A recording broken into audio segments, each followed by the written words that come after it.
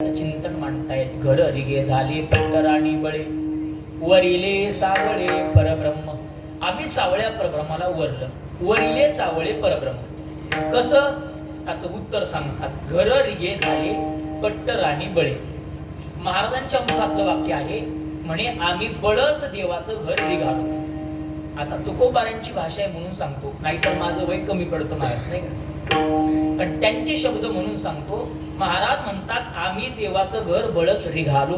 त्याचा आपल्या भाषेत काय अर्थ होतो माहितीये?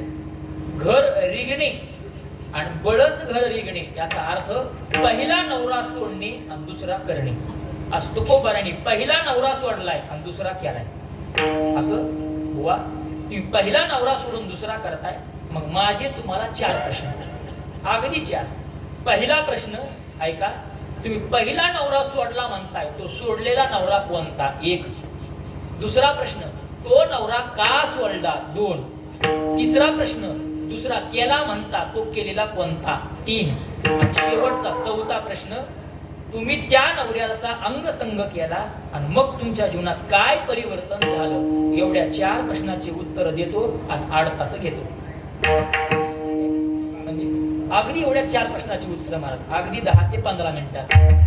त्याच्या अगोदर एकदा पुरुष मंडळी हात वर करा, अगदी 2 मिनिटं देवाचं चिंतन, 2च मिनिटं.